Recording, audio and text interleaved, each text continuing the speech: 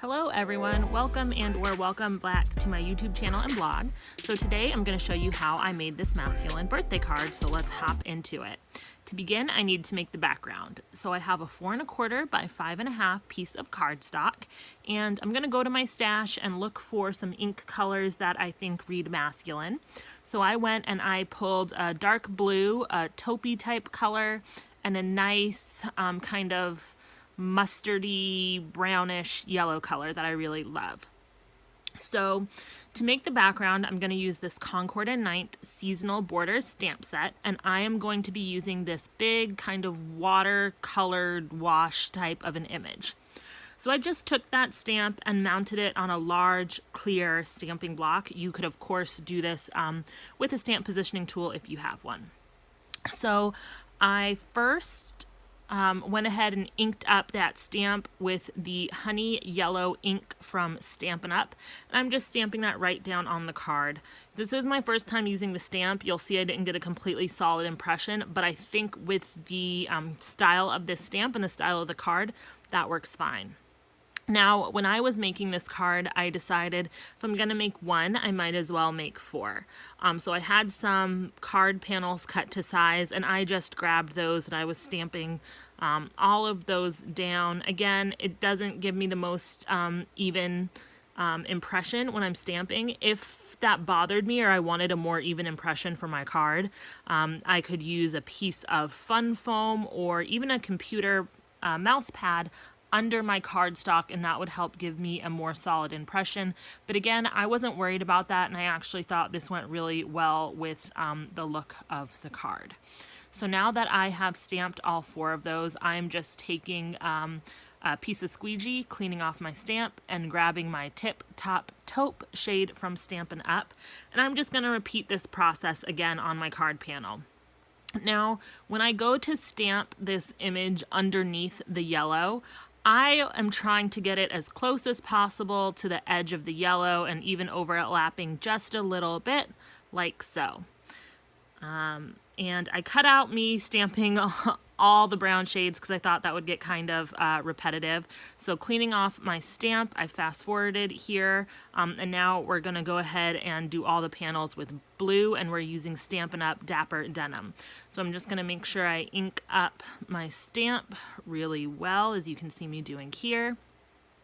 And then I'm going to go ahead and stamp it on my card panel. And when I go to stamp this under that brown Tip Top Taupe shade, again, I'm just making sure to line it up near the bottom of that brown. It's okay if it overlaps a little bit. I didn't do a great job when I was stamping these panels, and you're going to see when I stamp it, it's going to go off the edge of the card. Now that ended up being fine because I decided to trim down these panels anyway, but if you weren't going to, you definitely want to space them a little better so that they all end up on your panel. So now I'm going to clean off my stamp again, and this is just a piece of like a squeegee towel that I brought at, I think, Walmart or Target maybe. I got some ink on my mat, so I'm just going to go ahead and clean that up as well. Now I'm going to trim down the panels that I just stamped out. I want these finished panels to be 5 by 3 3/4, which is basically a 1/2 inch off of each side of the panel. But I want to make sure that the entire panel is covered with this stamp. So what I'm doing is first I am trimming off the white part of the card, and then I'm going to the other side to even it up and get it to the right size. So now I'm just lining that up at 3 3/4. There we go. So again, just to show what I'm doing, I'm taking my panel and lining it up in my trimmer first, just to cut off all of the extra white on the edge of the panel. So I'm going to trim that off. Then I'm going to flip it around, and now I'm going to line it up at 5 inches, which is the final size I want this portion of the card to measure, and I'm going to trim that off just like that. Now I'm going to turn my card. I want to trim off that white bit at the top, so I'm just going to go ahead and trim that off first to get rid of all of it. Now I'm going to turn the card around, line that up in 3 3/4, which is the final measurement I want for this edge of the card, and trim it off. That way the panel is nice and even and there are none of those extra white bits showing on the card. And I'll show you that one more time. So lining it up first so I can cut off all of that white space. And I'm just going to trim that right off. Now I'm going to turn the panel around. Or, nope, turning it to the side, trimming all of that white space off. Just like so. There we go. And now this, I need it to be at 3 3/4, so I'm going to go ahead and line that up and trim it off. This edge needs to be at 5, so I'll line that up and trim it off. There we go. Now I just have one more panel left that I need to trim down. Now, like I said, when I was making these cards, or when I went to make this project, I really knew I wanted a masculine birthday card. I go through a lot of birthday cards. I sell a lot of birthday cards. They're really popular. And my cards usually tend to lean feminine. And I think that's just because by the time I'm done with all the bells and whistles and glitter and sequins, it just reads feminine. But I really wanted to have some nice masculine cards in my stash that friends, families, customers could all really enjoy. So that was my goal here, and the main way I did that was with my color choices. So you can see those colors. I mean, it's gender neutral. I think women would like that too, but I thought it also made a really nice masculine card. So now that the panels are all trimmed down, I am going to work on my sentiments. So for that, I'm using the Concord 9th Everyday Greeting stamp set and this big "You're the Best Ever" sentiment. I love how big and bold that is. I've just mounted the stamp on a small stamp block, and I'm going to be heat embossing, so I've grabbed my VersaMark ink. I'm going to be doing white heat embossing, so this is Recollections Detail Embossing Powder in their white shade, which is called Snow. So right now, I have my heat tool off to the side, getting good and hot. I'm going to take my anti-static powder tool and go all over this vellum. Vellum or embossing powder really likes to stick to vellum, so I really wanted to make sure that I have this good and covered before I begin stamping down.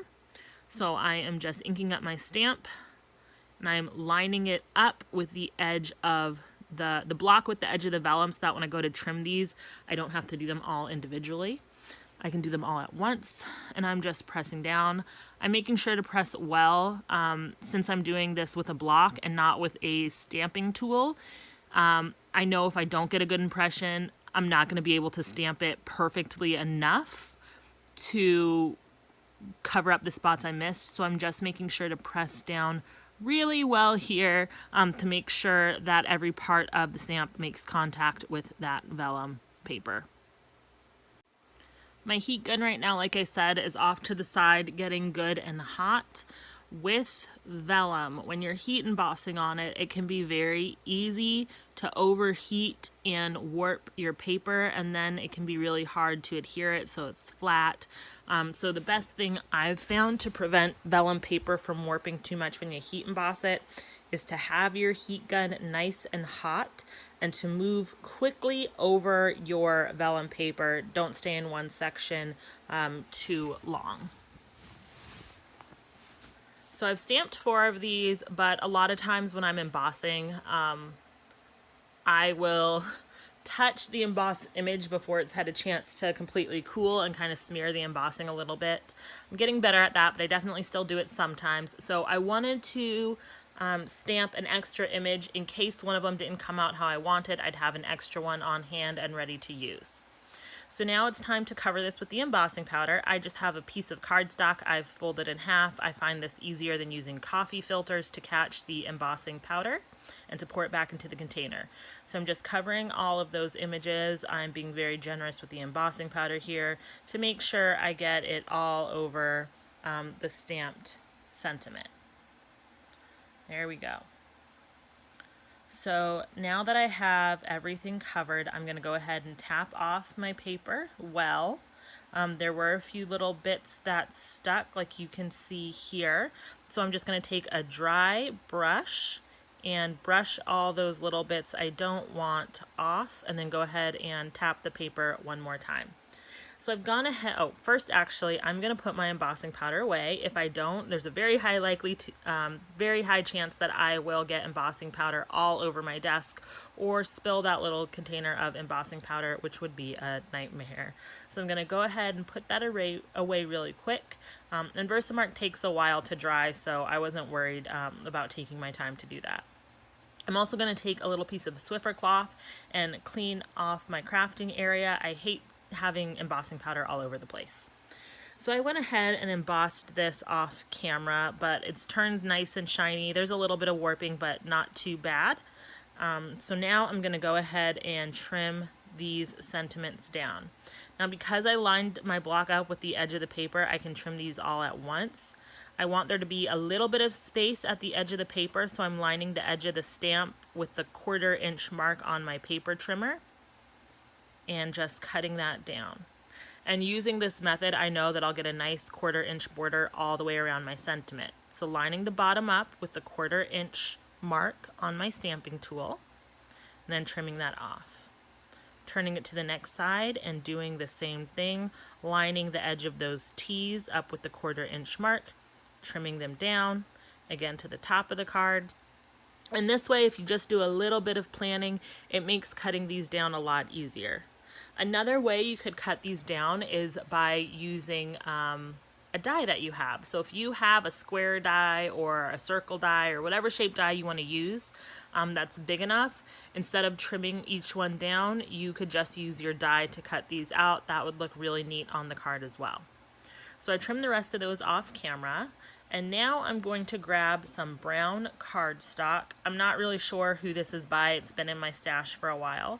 But just some brown cardstock. And I want to add interest. So I am going to just put VersaMark ink all over the edge of this piece of cardstock. And I'm doing this because I'm going to be embossing this with some gold embossing powder. I thought that would add a really kind of nice, rich, regal element to this masculine card. I want the gold edge to kind of go up the card a bit. So I'm dragging it through and then kind of brushing it through the ink pad just to try and get ink all over. It's okay if it's not perfect. The messy look, I think, actually lends itself well to how this card finishes off. Now I will say, for me, this process always takes a little bit of time, but I'm sure you might be able to do it a little bit faster than me, but I just wanted to make sure that edge was really good and inked up, which is what I'm doing here. Again, because I wanted this card to read masculine, I thought about using white cardstock to go behind those little panels we made earlier, but I figured brown would lend a more rich masculine feel to the card, especially this deep dark brown, so I decided to use that instead.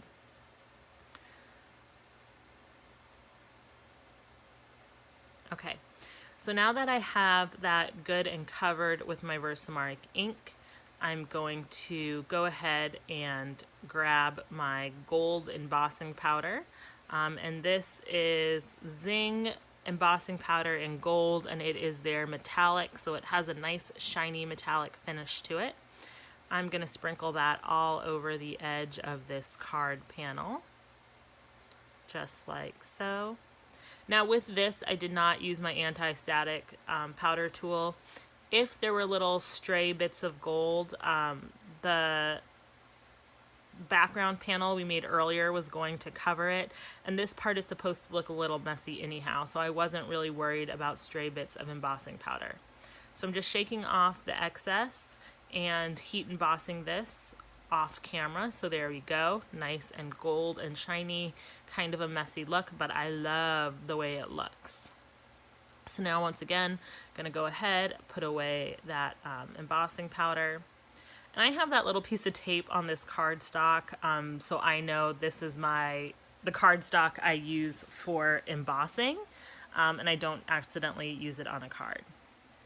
So now I'm just lining this up, making sure I like the way it looks, but I noticed the edge of my stamped background doesn't look great. I probably need to change the blade. So whenever that happens, I will just take like a nail file and I will just lightly go over the edge of the card, and it looks a lot smoother and a lot neater that way.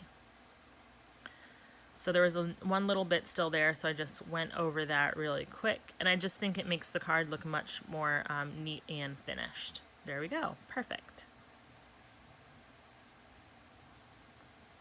So now I'm going to go ahead and adhere this to that brown panel.